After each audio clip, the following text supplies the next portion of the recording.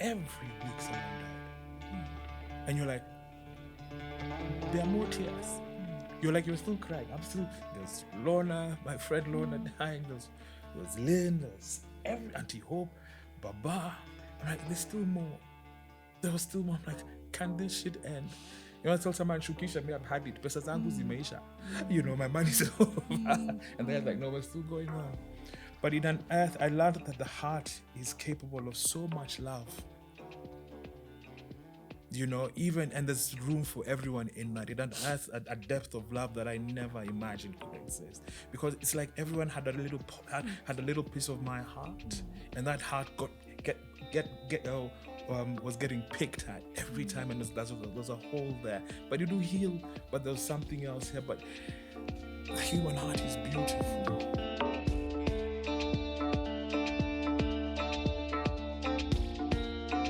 Salam and hello, everyone. My name is Lilly Bakala Piper, and as always, I am so glad that you've tuned in today.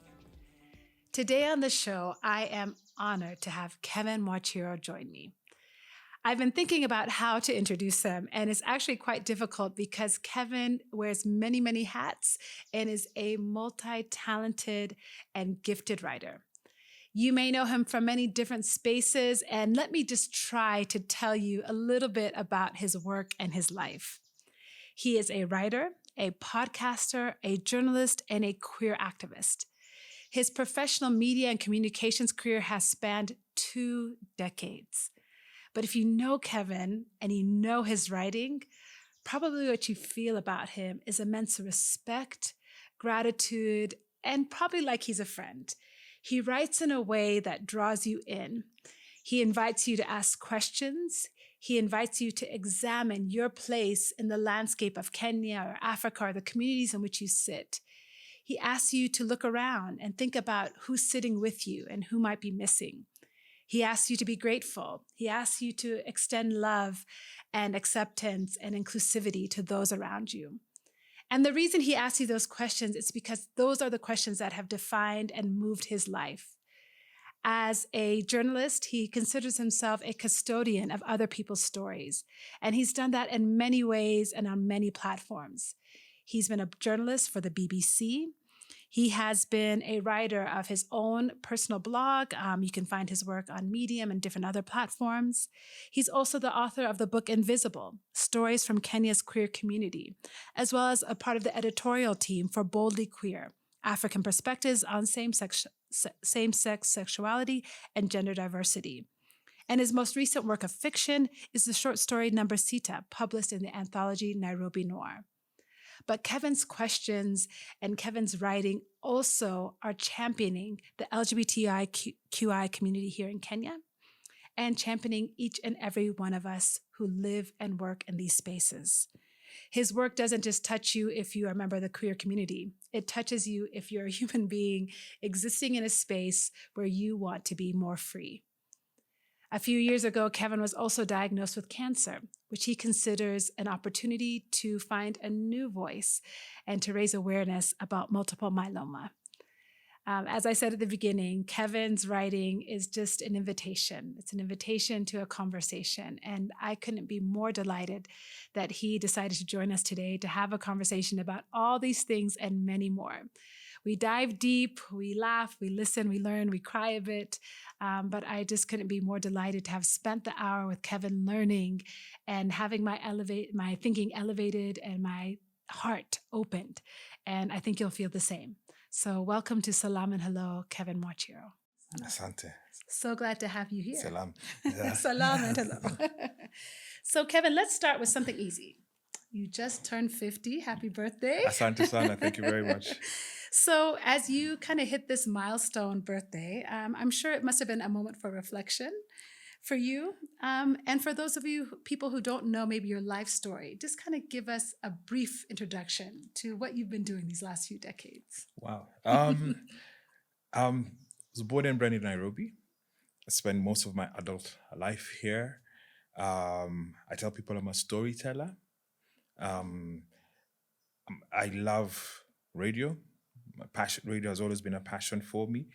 I keep on telling people it's radio, it's been Africa, It's been just looking after myself. It's been journalism along the way. And then also the sense of justice. So all that, and I want to use that as a storyteller. All those things as a storyteller make me, and tell, and that, I'm sorry, my brain's all over. All those things are things that are important to me. And I think for me, I use media as my platform to talk about all the things that are important, because I think we live in a beautiful continent. So Kevin has grown as an individual, as a media person.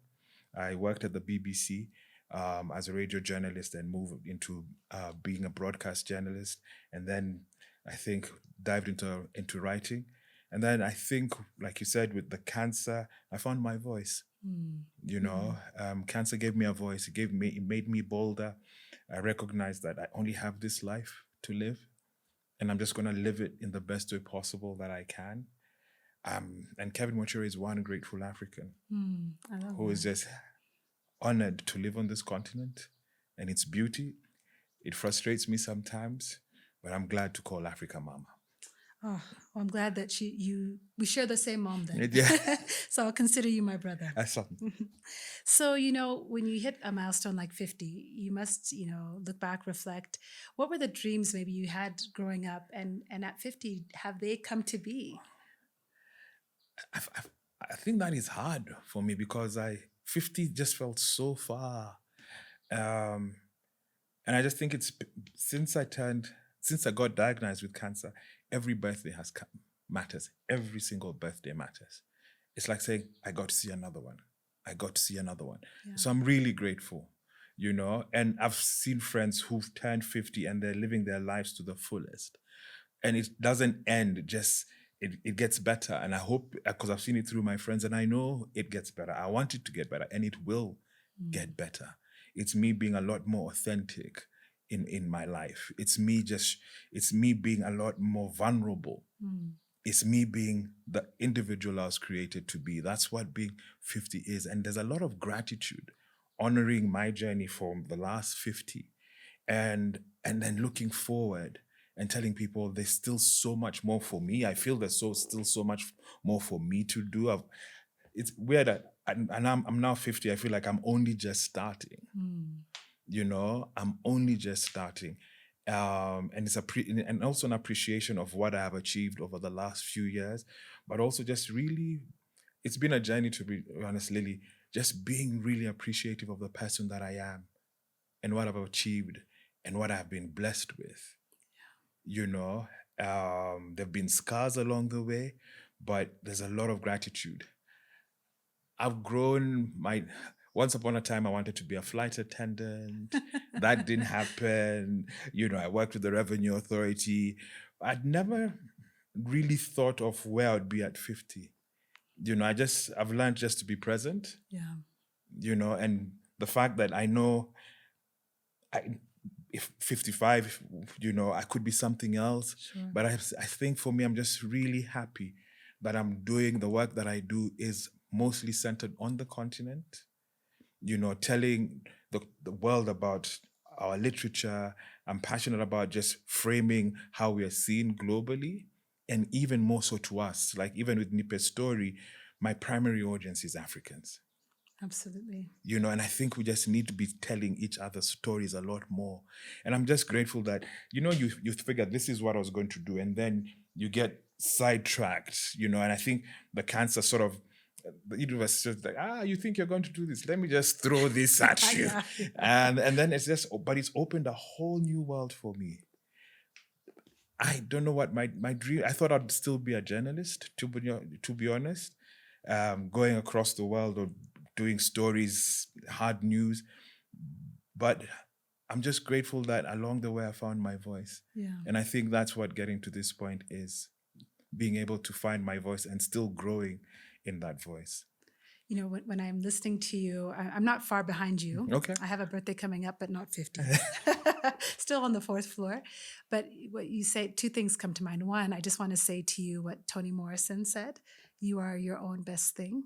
I think it's Toni Morrison. I'm pretty sure. I just want to say that to you. You are your own best thing. Everything you're saying about the reflection you've had, about past you wanted to go, but the deep gratitude you feel for just who you are, that is a lesson that we all need. So thank you for that. I think it's just a valuable, it's like I just want to hear that echo in my own mind and heart. And, you know, as much as you may not be a journalist in the way you thought, you're very much still a storyteller. And you've used that storytelling on so many platforms. Nipe Story, which we'll definitely talk about in a moment in a more depth. That storytelling has been a conduit for human rights abuses. You have traveled to, we were just talking before the show started, all over the continent, to Ethiopia, to, you know, to all parts of the globe. I can't even start to name them, and given a platform for many different audiences. And your storytelling has been a platform for your own story. You're a queer activist, and you have done that with the eloquence and the grace that it must require in the context that we're in this Mama Africa that we are in. So I hope there will become a day where people don't have to tell a coming out story and that we can all just be. But till then, Kevin, would you tell us your coming out story? Sure. I think I knew I was gay from a very young age. I think it goes back to when I was 11. You know, I knew there was something different. In you start noticing guys different, like, okay. But it didn't take until, you know, when you get to school, teenagehood, guys are chasing after chicks, you're really not interested. You know, like, I'd rather be chasing after guys, you know, but you have no one to tell. Sure. You know? And I lost my virginity when I was 16, but I was happy, but immediately shame kicked in. I remember I was like, I'm never going to do this again, never. But during the act, I was really happy. I'm like, this is what I wanted. But immediately shame kicked in. I remember going home and just scrubbing myself, you know, with my loafer, wanting to get these feelings off me. I've never said that. I've shared that, you know, I just wanted it and prayed, and like, this was the worst thing ever. I don't know where the shame came in, but it came with a bang.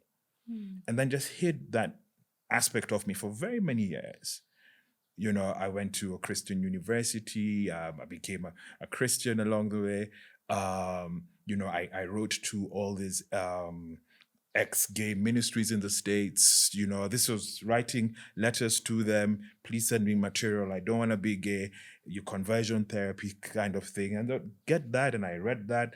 I bought the books, you know, because I was ashamed of who I am and what I felt. And I had never told anyone about this. Then maybe later on as an adult, no, I'm jumping. So there was just that, so I sort of grew up within the church and just used that.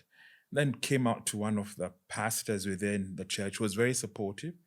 He also apparently is an American guy. He was very understanding of my journey, because he also had a gay brother and they had an estranged relationship. But he was able to tell me, you're okay. You know, it was our little secret, you know. And then along the way, I think I was working at KISS and there's someone who walked in and I just flipped for them. And that had never happened to me before. And I was like, kiddo, I think 28. I'm like, oh, wow. You were 28. Yeah. Wow. I'm like, this is what my friends have been feeling towards chicks. Wow. And then I sat there sitting one time at my desk or workstation. I'm like, so no one has taught me this thing. This person walked in and I liked them. Yeah. No one has taught me this. So where is this thing from? It has come from my heart. So I started questioning this giddy feeling, this feeling when this person walks in, this guy when he walks in, how is that a bad feeling? And I'm happy. And I made my peace then and then, you know, and I'm happy. I don't know where these feelings have come from, but they've come from a good place. So I remember asking myself, how can something so good then be a bad thing? But over the years, I went to the UK for my master's. I struggled with it. I lived a double life, you know, still involved with the church. But I was torn, you know. I say church person by day, but I was in the clubs in the evening and everything. But it came to a point, Lily, where I briefly entertained suicide because I'm like, it was just too hard. And I remember sitting on the beaches of Bournemouth, which is in the south of England where I was studying. And I was like speaking to God and saying, this, take this thing away, or I'm just gonna end it. And a little voice I remember telling me, that is all. You want to take your life because of this one thing. Come on. Just one thing. Really. Changed it for me. You know, and being in the church setting at that time, that was all. And I asked myself, so this is the one thing that you want to waste, you want to end your life for? Come on. And I made my peace with it. And I think over time, and I think this one thing is not a bad thing. It is a beautiful thing because it is a gift. And I think that is why, I hope I'm not jumping the gun, that's why I think my activism is important, because this is who we are, and I keep on telling people we are enough.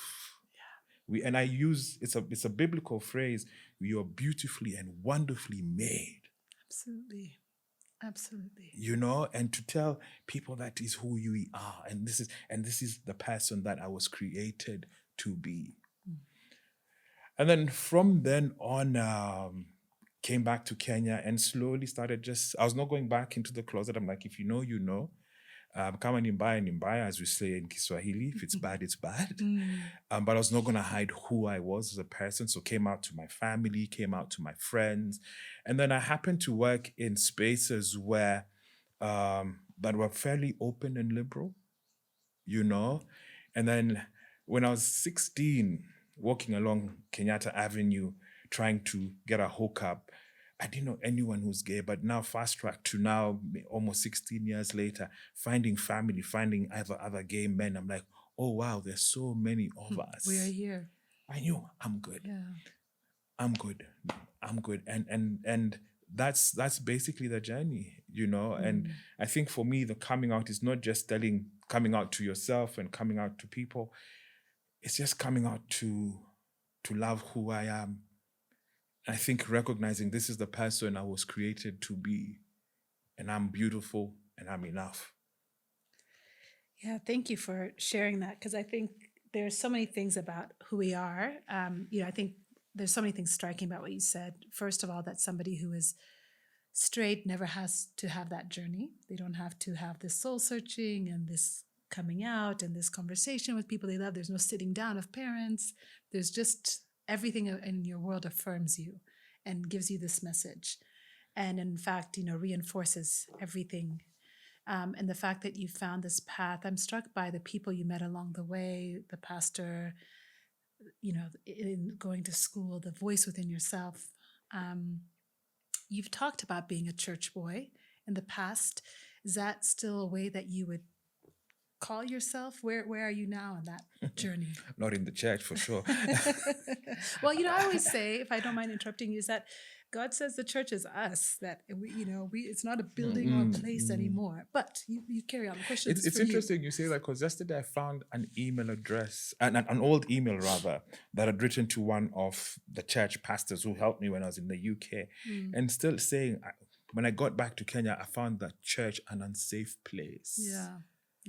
I used to attend the church. I was accepted as a gay man within the church in the UK. But I came back to Kenya and it just felt unsafe. There were so many black and whites. It was either this or that. I'm like, man, life is not like that. Right. There are so many grays in between.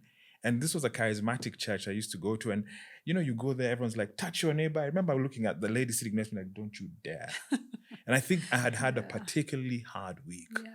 Yeah. And everyone's like hunky-dory, life is good. I'm like, you have no effing clue about how difficult this week was. So I was struggling with being in Kenya. It's like, no. And I just realized it felt like magic being in there. I'm like, life is not like this. And I figured there are just too many grays in between, and there's no room for people who are caught up in that gray space. I walked out. I figured that's it. Never doing Sunday church again. I respect people's spiritualities, and I focus more so on faith. The word I like using is faith. What is your journey of faith? If you're a person of faith, you do you, boo boo. I like now during the month of Ramadan, I will wish everybody a Ramadan Kareem. I will honor that for people. If it's Christmas, I'll wish you Christmas. But that is your journey. I've become, in recent years, I've become slightly more spiritual now. You know, and also having been exposed to so many different faiths. I remember when I went to India for my 40th, we went to the Golden Temple in Amritsar, you know, and just sitting around on the members of the Sikh community and just seeing them in their space of worship and being welcomed. You know, this is in India. I think I was the only Black person among thousands of people, but didn't feel threatened. Going to the Taj Mahal, going to the biggest mosque in Delhi, you know, and even going to the Buddhist area in Delhi. And then you're like, this is faith. And then even now with the disease, when someone says they're going to pray for you, I'm not going to say, are you a Christian? Sure. Yeah. If only Christian prayers welcome me. I'm like, no, that is the faith. And those are people who genuinely wished me well, wished me healing. Who am I to say that their faith doesn't count? Yeah. Whether someone believes in is animist or believes in nature, is animist. I'm like, who am I to judge you, bruh? Yeah. And going back to that whole thing, once, I think for me, the bedrock of my faith is humanity. I'll use the Kiswahili word, utu, ubuntu, humanness. Yeah. Going back to that phrase, we were all made in the image of God. That's in the Bible. Yeah. So, and I think that's the thing that has really helped me, Lily. All of us were made in the image of God, or the creator, or the source, however. Such that when you really take that apart, I would see God in you. Yeah. I would see God in you. I would see God in everyone, Yeah. and they're a reflection of God. So who am I to think that I'm better off? And that has really grounded me, you know. And even when I was within the church, that's the one thing I that held. I'm like, who am I to judge someone else? Because if we're all made in that image of God, that person is God. Yeah. That other person is God. Yeah. That then they see and just the same way they see God in me. And I think that's the beauty of it. Yeah. You know, you said something a moment ago about safety. And I think that's so important because I think if we can embrace faith and embrace God, I think that, to me, the overriding message of my faith is that all are welcome. Kabisa. You know, and that God is like, you know, for me, what I tell my kids in raising them, you know, faith is a complex thing and you're going to have to wrestle with God yourself. I can tell you what I believe, but at the end of the day, you have to wrestle yourself.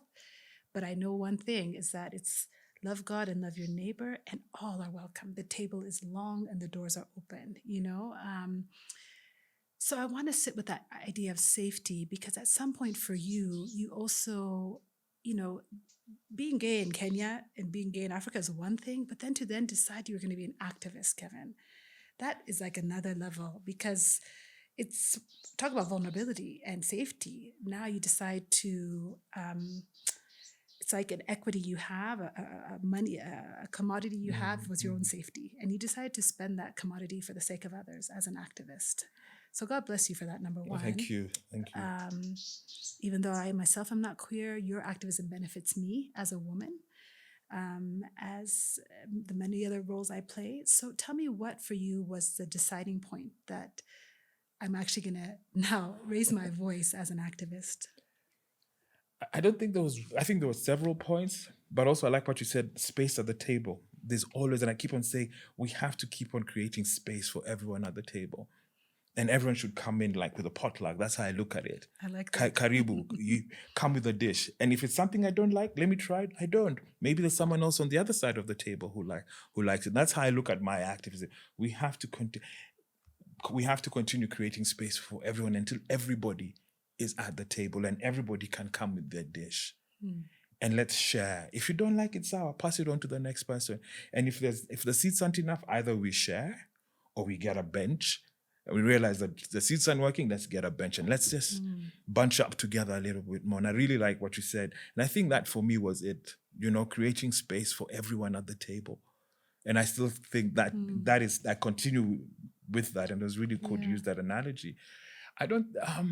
When I worked at the BBC, I realized I'd been given an opportunity. I keep on saying, as a journalist, I was a custodian of people's stories. Yeah. You know, those stories were not mine. The journalist I became was thanks to the people I interviewed who trusted me with their stories, and I'm really grateful for them. I remember it was soft activism. If there's a story on a rape survivor, it was making sure that it was not my words that were telling her story, their story. It was their words. So I remember just making sure my questions were shorter and just giving them enough time to speak. So I used my media, the opportunity, my media skills, my journalism skills to be soft activism initially. When I joined, no one was interested in touching LGBTQ stories. The other journalists So I figured, I can at least now present queer stories in an objective way to the continent, not just to Kenya. And this was for programs like Network Africa that's no longer there, for Focus on Africa. And I was given an opportunity to represent my people in an objective way, in a rich way. So it started like that. Yeah.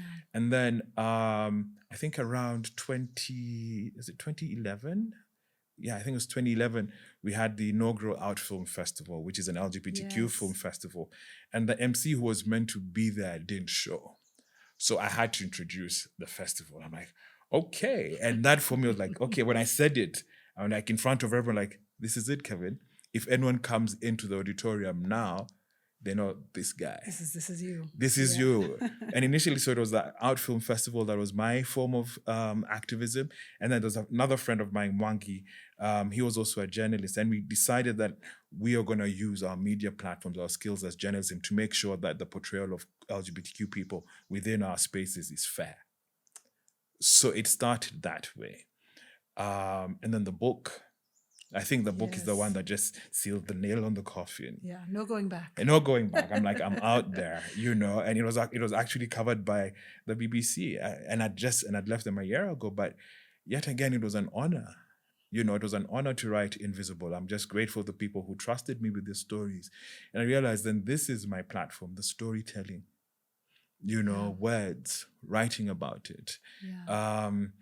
It was small things like that sort of made me realize that this is who I am. I didn't actively go and say I'm going to become. I just always found myself in that space, and I was questioning myself. How did I end up here in 2006?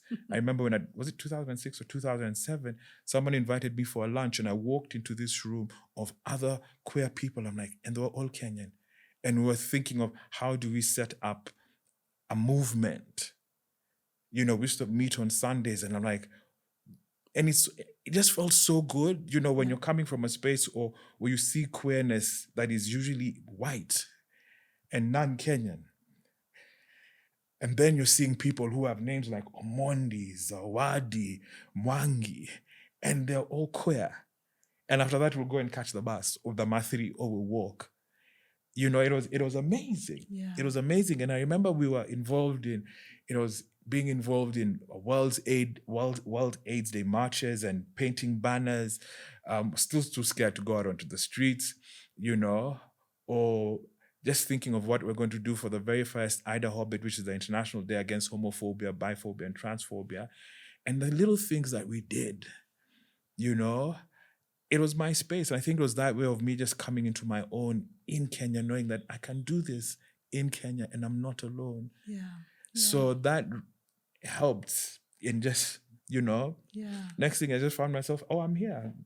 I'm organizing. I'm an activist. People are calling you. Yeah, like, oh, you're an activist. Oh, yes, I am, that kind of thing. And then, slowly just finding myself in wider spaces. I'm just remembering the beginning of our conversation about what you dreamt you would be. I never dreamt I'd be an activist. I don't think activist is on the list, but here you are and doing it with such grace. And I think storytelling in a way is a powerful way to do that. There are some of us who march and are, raised fists, and there are others who are telling stories and loaning their influence to others, loaning their platform to others, which you have done consistently over and over again. You talk about walking into that room and being surrounded by other Kenyans and feeling that camaraderie and that solidarity and togetherness that then could motivate you further. There was another article I read where you said you had a similar feeling around the court case around 2018, when the National Gay and Lesbian Alliance, I may be getting the National Gay and Lesbian Human Rights Commission. Thank you. Yeah. took a case to court to decriminalize gay sex in Kenya. And you talked about how we queered court that day. And you talked about how, in even waiting for the decision, there was this sense of, wow, look at us, we're here. There were rainbow bracelets in the courtroom, and there was this sense of looking around and feeling this togetherness. Since that time, the decision was not in favor. The ruling, the law held, a colonial law, we should point out, held.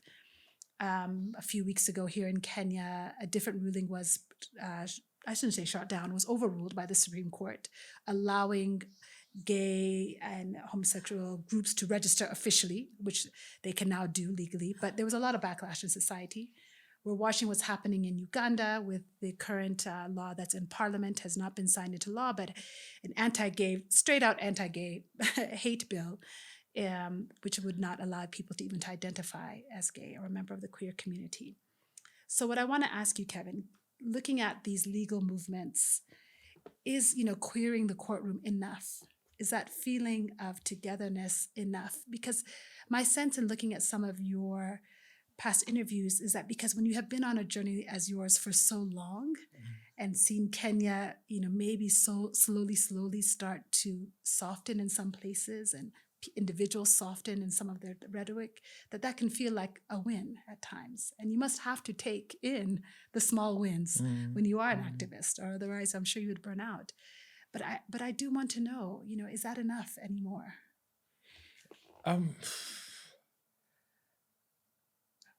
I think we thought it was enough.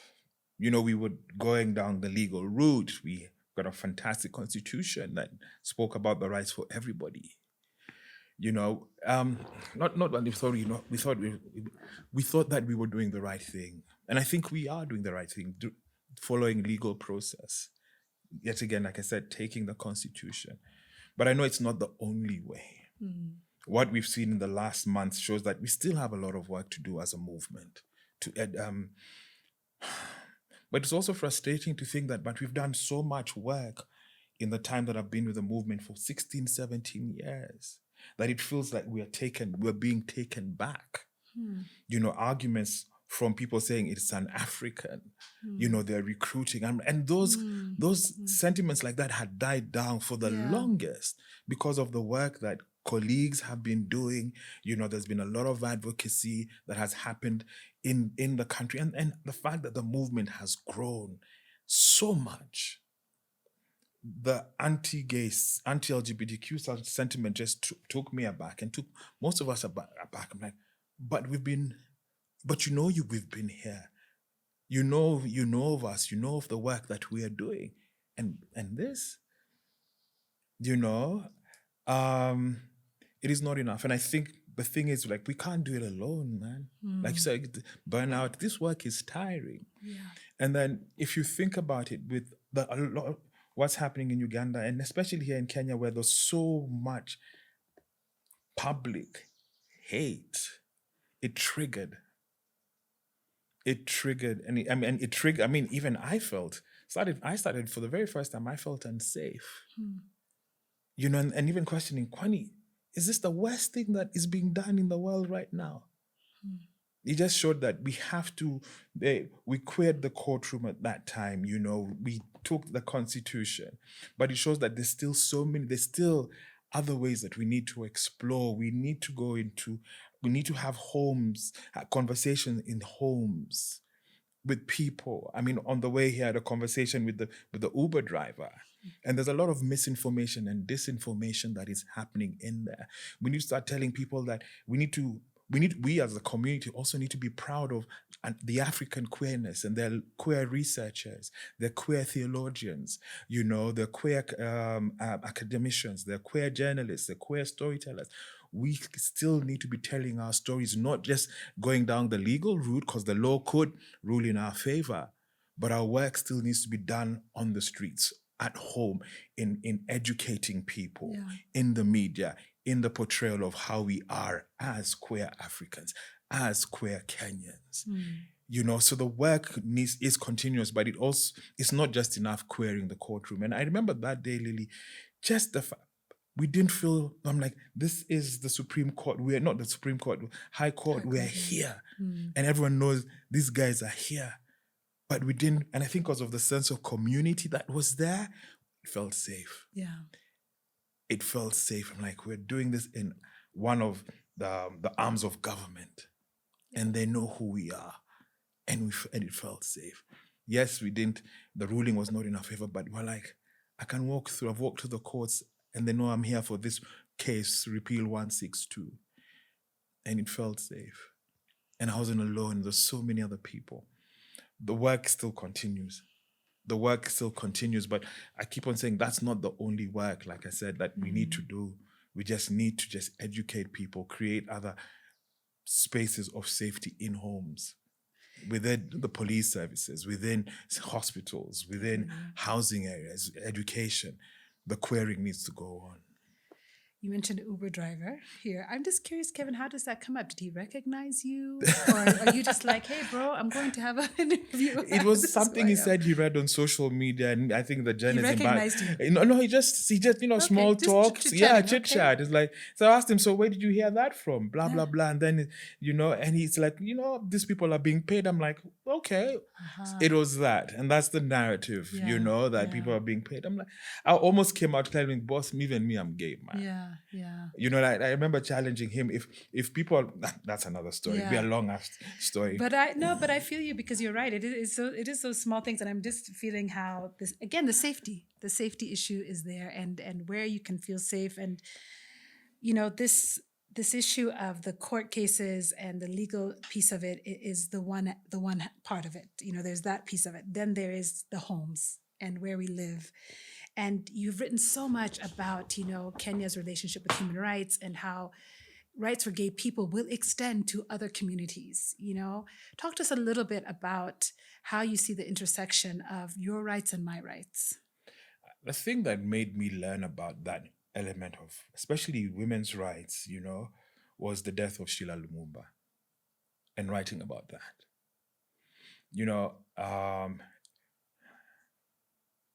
The sad thing I learned is that it's not safe for women in Kenya, and I keep on wondering, why do we hate our women?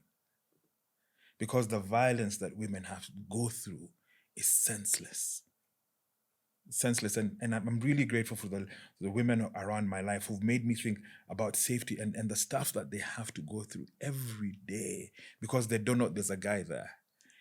I've seen, I was walking along Processional Way here in Nairobi, and there's a woman coming up. She crossed the road until she was past me, and then she crossed back. But I'm like, but I'm a gay. I'm on your side. But she doesn't know that. I'm a guy. Yeah. I'm a potential threat. And she was just doing what was best for her safety.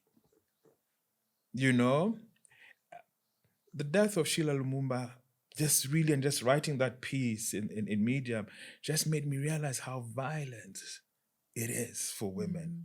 Where some people think that because I'm a man, I have a right over you, I have a right over your body and how you're going to and how you're going to carry yourself. And if I don't like it, then I am going to correct it.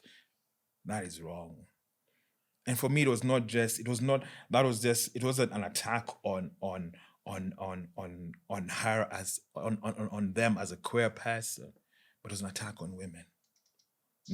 Things like corrective rape are wrong. And I think that for me was just, it really like, no, this isn't right. And as I was writing that article, I'm like, what?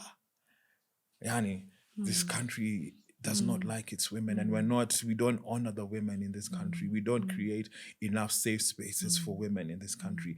And I think as a feminist or pro-feminist, I think it is important for us to speak. I believe in the He for She campaign, and we have to speak. It is us men who have to make sure other men are not harming women. We should be the ones calling them out. And for me, that it's the natural thing to do with the work. Yeah. Because I've just been fortunate enough to see it and maybe been exposed to it.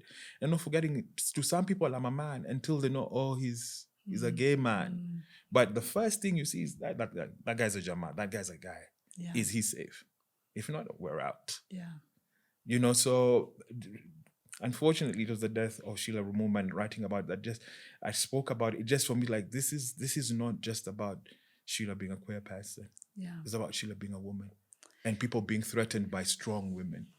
You know, you wrote very powerfully about her. I read what you wrote about them in The Elephant, I think it was. We'll make sure we link that in the show notes for this episode. Very powerfully about what what their family had suffered in Kenya and then what they went on to suffer. And it is so important that all of us who shared the space of being Kenyan do our part to ensure that this country remains safe for all of us. You know, when one rises, we all rise. Kabisa. And people don't know how much violence is meted against women per day. It's per day, and they have nowhere to go to. Yeah. Because the spaces that are created to protect them are also not safe for them. Yeah. Yeah. Thank you for that article. It's more than one, but we will definitely share it when we share this episode out. You know, you mentioned earlier about cancer giving you a voice. And as we think about all your activism for the queer community, I'm like, I think you had a voice already. But then cancer maybe, I don't know, amplified, changed your voice. Let's talk about what, you know, your journey has been since, is it 2015? 2016? Yes. 2015, 2015. So, you know, you're several years now into it. You've written recently about... Is relapse the correct term? Yes. So tell us how you are today, Kevin, and you know where you are in your cancer journey. I'm here. You're here. You know, I'm here. Let me just touch you to say you are here. I'm here, and I'm grateful. I feel healthy. Sometimes I do forget. Anyone who gets diagnosed with cancer and is on treatment, my prayer for them is that I pray that the treatment is kind to them. And I take that to myself. It has been kind to me because I recognize, for me, I recognized, you know, chemo is hard. Chemo is hard. Yeah. And for me, I remember just in my loosely called thing, prayer, or just offering it out to the universe, saying, you know what, I'm not denying that chemo is hard. I'm not saying I don't want side effects. I don't want, no. That's not real. I'm just asking for kindness. That was it. I just asked for kindness. And generally, and be careful what you ask for. Because I got that. I've gotten kindness. This time around, the side effects have not been as severe as it was the first round. I'm so glad to hear that. You know, I can go and get my treatment I usually get my shot on Monday. And then the following day, I'm able to go for a walk. That is something I'm like, wow. Before, you know, I'd just rest it out, you know, but I'm still able to do a lot of activities. I'm still able to work. I've been on treatment for like a year now. Wow. It's been interesting, but it's like again, I said, it's been kind. You know, treatment has been kind to me. And I've grown again, still growing compared to the first time. And it's interesting, you're saying what voice? I mean, I'm just really grateful. It's given me an even stronger voice. The person sitting with you here was not the same person pre-cancer. How have you changed? I've owned me. I've owned and I thought I'd done the work, and then cancer came in, and I recognized we only have this life, Lily. Yeah. And this is the only life I know. I don't know that, you know, what happens on the other side. No one's come back to tell us, but I'm just going to live it the best way that I can. Grab every opportunity. I'm saying yes a lot more. I'm being kinder. I'm willing to explore. I'm willing to learn. I'm willing to grow. There's a lot more groundedness to it. I'm listening to my body more. I'm looking after my body better. And I just feel full. I feel like I'm like a full individual. I was reading about something today during my meditation called shedding. And I thought load shedding. Yeah, you know, that's how every human being should shed, and that's the whole concept of shedding. What don't I need anymore? And shedding is a sign of growth. You know, and that is exciting. So there's stuff I know I still need to shed, stuff that I'm still growing, and I don't take it for granted. Some people have had a rough journey with their cancer. This is my lot. This is what I've been given, and I think this is the platform. And the thing is, I don't even say day by day. I say moment by moment, because I could be talking with you like this, laughing, and then an hour's time I could be struggling with bloat, or something's gonna come, So I just say, for me, it's just moment by moment. How I deal with this is just go through moment by moment that make up the day. So when the day is done, I'm like, thank you. Yeah. We got through the day. Yeah. So, but I appreciate the moments. Yeah. So it's given me an appreciation of moments as well, and a lot of gratitude. Well, you look good. I feel good. Let me just tell you, you look Asante. good. Because I've been reading your work, I was looking at some stuff from old Kevo, as you were saying, younger Kevo from like 20s, early 2000s. You're looking good. I feel younger. Kevin, to be honest, I you're feel looking good. absolutely younger. Yeah. The shedding, huh? Yeah, the shedding. Yeah. The shedding. And I'm only carrying what I need to carry. And that is a lesson. I'm like, do I really need to carry this? Yes. Nah, fam. Yes. This is not my deal this is not my hill to die for. Yes. So I'm moving on. If nothing else, age will also teach you, this is not mine to carry. Yeah.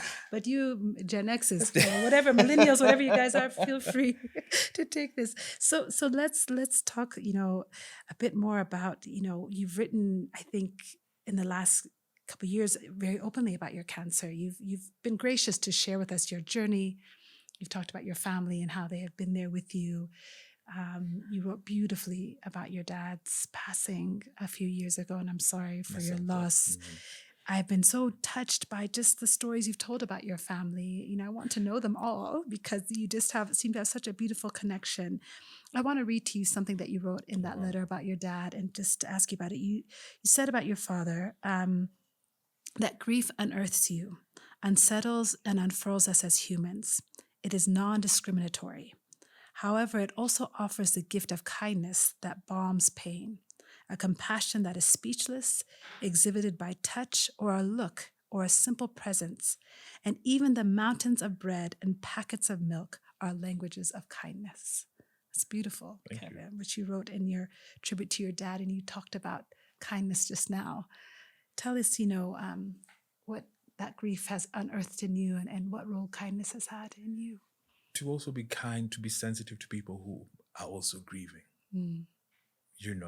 It's an awful journey, to be honest. Yeah. But it just also unearthed that. We just called my dad Baba. Baba. So when Baba passed on, we never expected it. Baba was gonna live much longer, but man,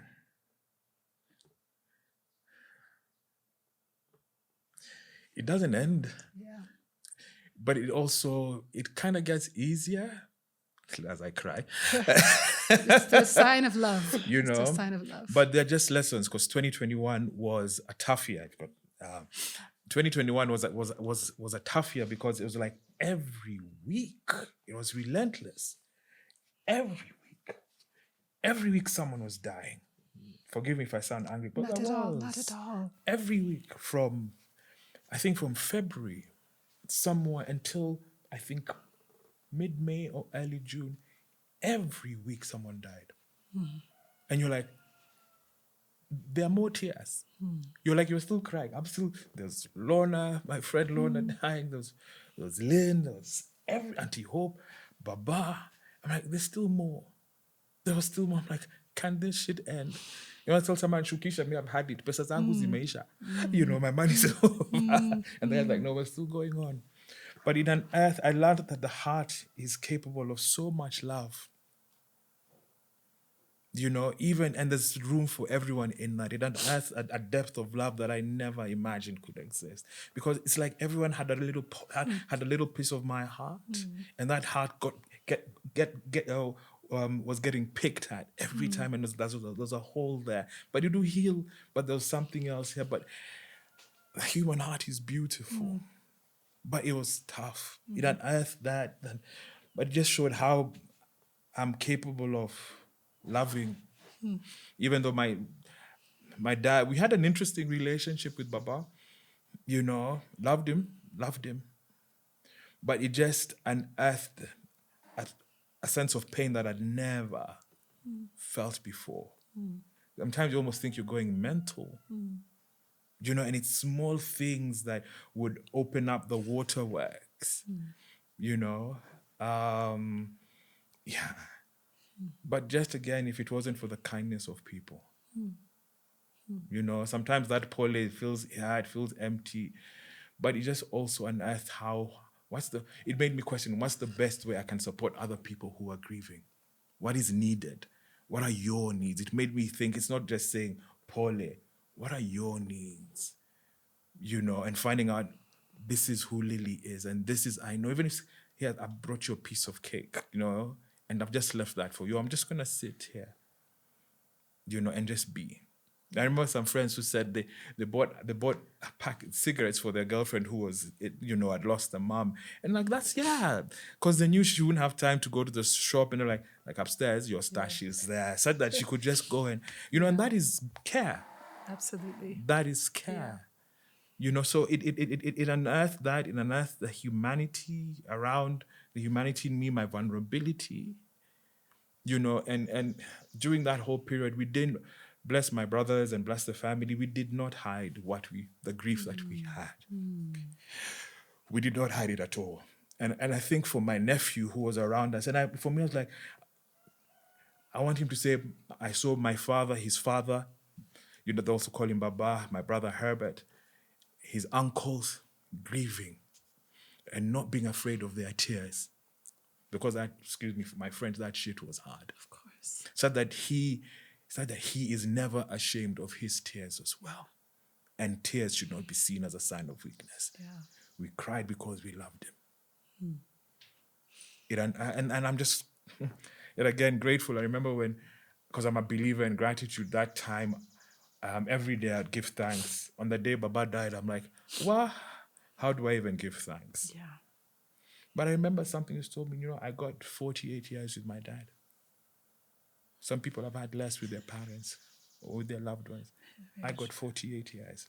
So I'm really grateful for that. It unearthed, I had to go deeper. In all these things that I believe about gratitude, Nini, it forced me to go deeper. That's one thing that I think your writing really forces your audiences to do, Kevin, is that it does force all of us to go deeper.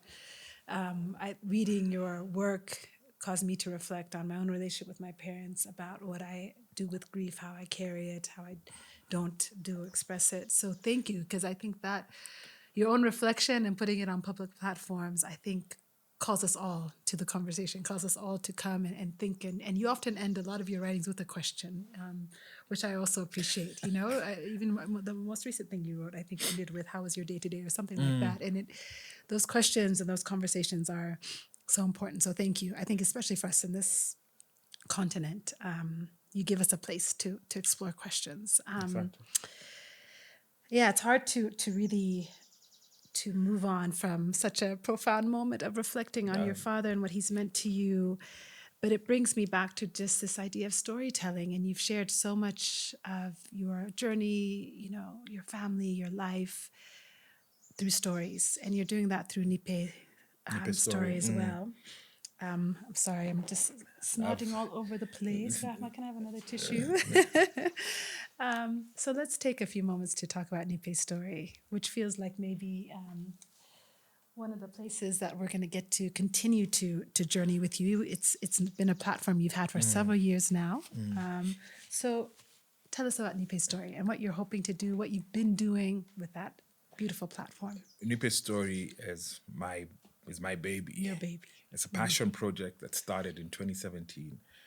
It's a storytelling podcast that gives voice to short story fiction from Kenya and across the continent. I love stories. I love collecting stories. I love hearing stories. I love African literature. You know, I love being behind the mic, and I enjoyed that. And I love digital editing, you know, so I was at that point, what am I going to do? And Nipe Story just felt right in doing it, you know, and I love hearing voices. My background, I studied radio production at university. You have a radio voice, Asante. but also a TV face. Oh, thank you. Thank you very much. But radio is still very close to me, kabisa, you know, and for me, it was just that, listening to the variety of voices. As a kid, I used to play with shortwave.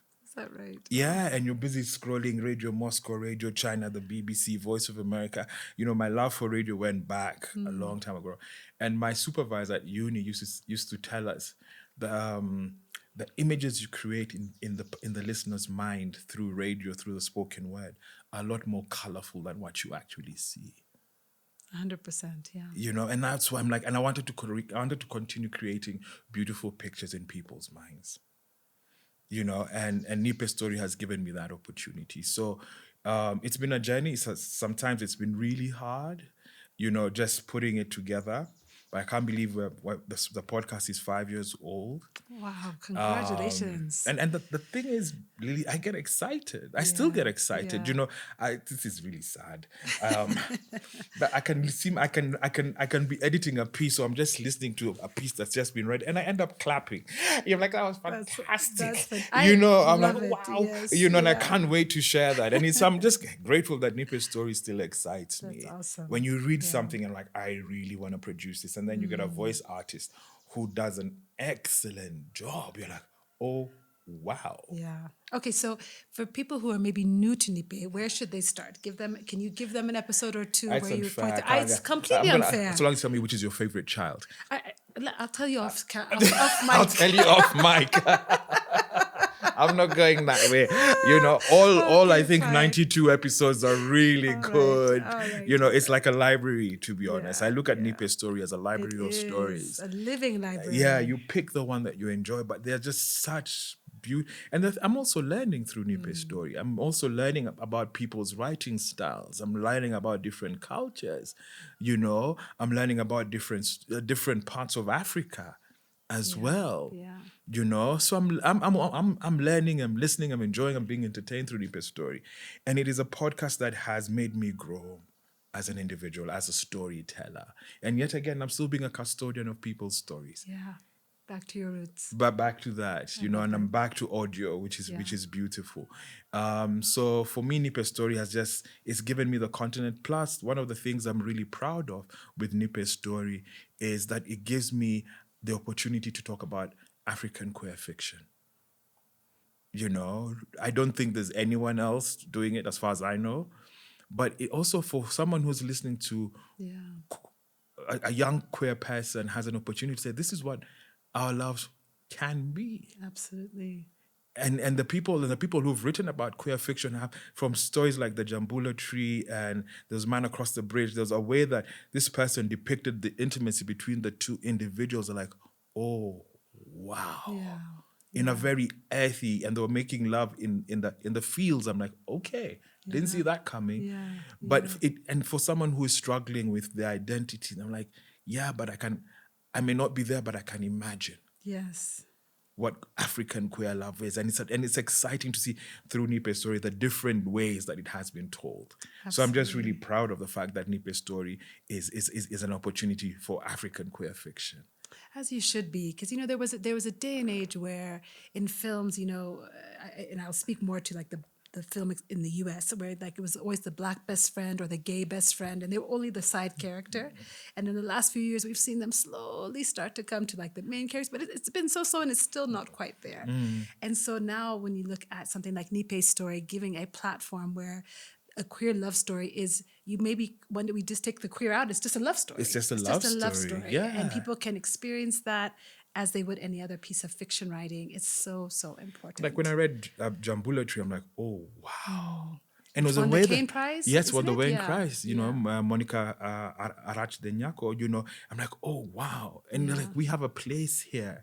And I was just I was so fascinated by that. Yeah. And I think it's a subtle way of showing that, of showing inclusiveness. Absolutely. Even in the world of fiction. And I'm just glad that Nipe Story is an inclusive space. I'm just looking for more stories from the continent as well. Okay, so people Please, can reach out and submit to Kabisa. you. Yes, Fantastic. We'll again be sure to share all of that with everyone in the show notes. So Kevin, we've been so generous to have so much of your time. I just have a few more questions Hamnashida. for you. Okay, Yeah. great. Everyone can stay till tomorrow? Great. Everyone just get cozy. Only 8 to 10 more questions, just kidding. So I do want to just revisit one or two things. We have been, you said once, and I think it might be an interesting way to kind of dovetail this Nipe story and thinking about storytelling. You've also talked about how, one of Kenya's national languages is silence. So as you have been creating platforms for both nonfiction through your journalism work and fiction, do you still believe that we're fluent in silence here in our Kenya?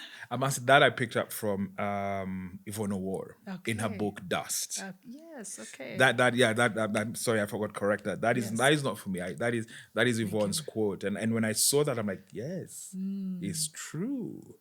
And maybe most recently for me, it was just shocking how there was silence from allies. People were silent. But yet again, I think as a people, generally sometimes we're just very passive aggressive, where we don't want to offend, we'll just keep quiet. Indeed. So that is a thing I've struggled with, especially now having gone to school, having just found my voice, where I'm struggling why people just don't speak out a lot more. It frees you. At least it makes me know what your opinion is. So I think as a country we're told, just get on with it. There's a Swahili word I'm trying to look for. The vumilia, almost just get on with it. Don't complain. That's a phrase I really don't like that people use these days. It's just the way things are. Yeah, it is what it is. It is. That's the one. It is what it is. I'm like, no, fam, it's not, because it forces you to stay there without even looking at ways to try and fix it or change it. So you become silent. And I think that just diminishes you as an individual, because you become smaller and smaller. And someone who was very silent about their sexuality or even about my personality, I almost disappeared. Yeah. So, that's so important, because I think I'm a mother. I have 4 kids, 4 beautiful children, 20, 18, and 15. And, as I think about the world that they're entering and the silence that's there, one thing we know about for sure is that silence is where some of those voices arise, like you mentioned in your own path, that you question your humanity, your worth.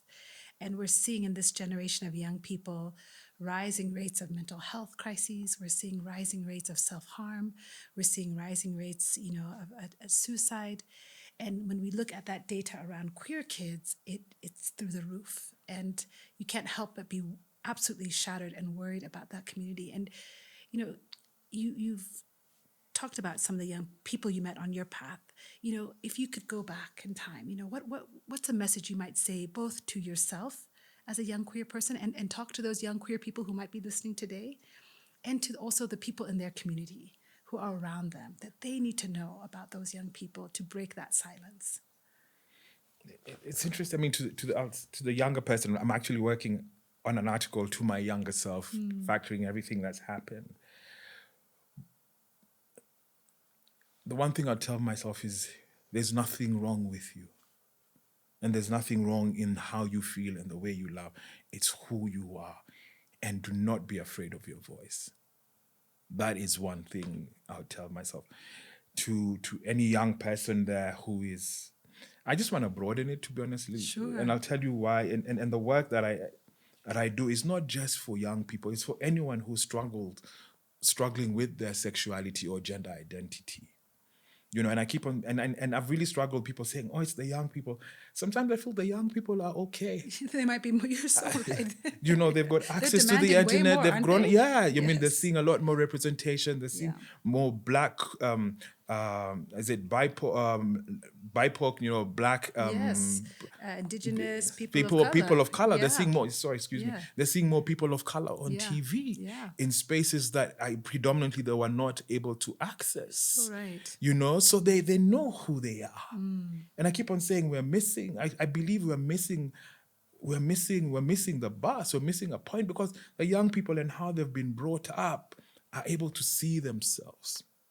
Absolutely. During the World Social Forum in 2007, a young boy, we had this tent called the G-Spot that we'd been given. I think it was the first outing of the movement. Okay. There's a young boy who said he saw us on TV. He came from Narok. He said, I've come all the way because I saw on TV that there were people like me. Wow. And young people are finding people like them. A lot of these spaces are online. So there's a part of me that's not worried, because they're building spaces of community online. Yeah. You know, the silence is they're not finding us older people safe for them. So there's a chasm there. So my message primarily is to the parents. Speak to your kids, create spaces for them to be themselves, or else you're going to bury your kids. You're going to lose your kids because you have not created spaces of safety for them. You have not created spaces of safety for them to flourish. But these are your kids. There's a young man whom I'm mentoring, and we speak like we're friends, and he's like, how can you be the same age of my folks and I can talk to you about everything? His parents are slowly coming along the way, you know, but it's that whole thing, safety. And the work that we do is not just for young people. I keep on saying, I'm really not worried about the young people. It's my generation that I'm worried about. Where we think, oh, it's the kids. I'm worried about the guy who's my age, who's still in the closet, who has never known love. And is a father. How is this guy going to create a space of safety if he has been denied love, if he has been denied the opportunity to he or she or a mother who has never been able to be in a space where they can be themselves to get the love that they really want. And my openness is part of that as well. I'm not the only guy who's 50 and gay and Kenyan. I'm sure there are other folk. And when people are worried about their kids, yes, but I'm also worried about that guy who is struggling every day, or guy or girl who is in a loveless marriage. Because that's what society, they bow down to the pressures from society to conform. But I also want to tell them, you are also beautifully and wonderfully made, and your love is real. You know, and I write for that audience as well, you know, for my contemporaries who are in that space, for those who don't know how to bring up even kids who are queer. You know, that is part of the work that we, the Kenyan movement or the movements across the continent, are doing, creating spaces of love. So that people can love and live in and accommodate diversity, you know. So to the parents, man, love yourselves. Show your kids what true love is by loving yourself. And if there's an opportunity to go and get the love that you want to do, and your kids will understand. I have friends who've come out to their kids, and the kids are like, good for you. And there's no judgment. And the relationships have even grown to the point that, go get yourself a girlfriend or boyfriend, you know, go be who you are. And I think we forget that it's a two-way street.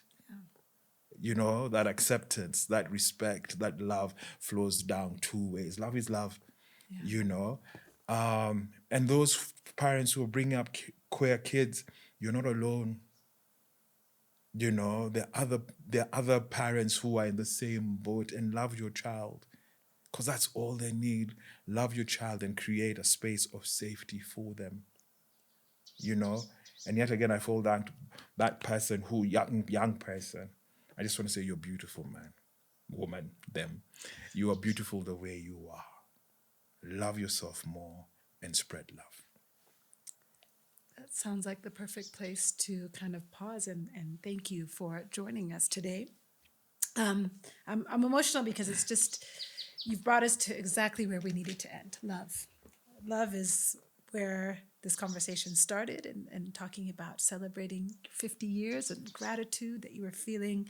And love, I hope, is what everyone feels when they hear your voice, Kevin. And the custodianship that you've had of people's stories in your path as an activist, as you're journeying through cancer, you know, you are both a conduit of love, a giver, and I pray that you'll receive abundant love in this next season of your life, and wherever 51, 2, 3, 4, 5, 6, 7, and on take you. I pray that abundant love will find you. Before we let you go, we always ask our guests 2 questions. Okay. Is our standard kind of farewell. And the birds are chiming in to give you answers, apparently, and the roosters today. So everyone will know this took place in Africa because of the roosters and the birds. So Kevin Mwachiro, what is your favorite drink? Oh, wow. Non-alcoholic or alcoholic? Do I get Listen, both? let's do both. Let's do Okay. both. Let's keep it fun. Okay. I've realized one of the things I really gotten to learn is hibiscus juice. I love Or hibiscus bisap, too. or it's Yes. called bisap. It's called in West Africa. What's it called in the Caribbean? Anyway, hibiscus I know in juice. Ghana they call it red. No, red is another dish. Is That's that a another. different- That's a dish. That's not the That's drink. no. Well, I know My red friends was will that. kill me. Let's delete that out of the podcast, Yeah. guys. I know bisap, hibiscus juice. I love hibiscus. love Yeah, me hibiscus too. juice. Yeah. Really enjoyed it. I wish I had it more. And then I'm a sucker for red wine.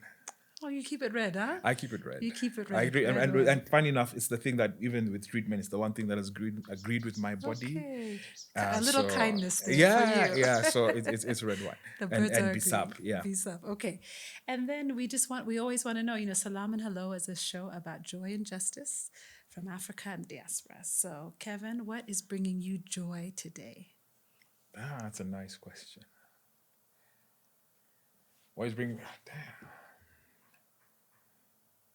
In spite of everything, man, this continent still brings me joy. Can't even help yourself, can you? Yeah, I mean, it's just Africa brings me joy. It just gives me so much happiness that we still believe. We still believe in us, and we know who we are. And there's still hope, despite there are lots of bad days, but the fact that we have not given up on this continent, I have not given up on this continent, even though it frustrates me. Our stories as Africans brings me joy. Thank you so much for being here, for bringing your stories, for bringing all of who you are. It's been an honor. Thank you. Thank you for having me. Asante, sir. And listeners, I hope you've enjoyed this hour as much as we have. We will definitely post in the show notes all the ways that you can find Kevin's just incredible portfolio of work. We will link it all below. And as always, please just leave us 5 stars. Don't think about it. Just go on there, rate us 5 stars, subscribe, follow, review, and reach out. We'd love to hear from you. Send us a DM, send me an email, lily@salam and hello, SELAM and hello.com. And we would love to hear from you. And until then, next time, peace, be well. We'll see you soon.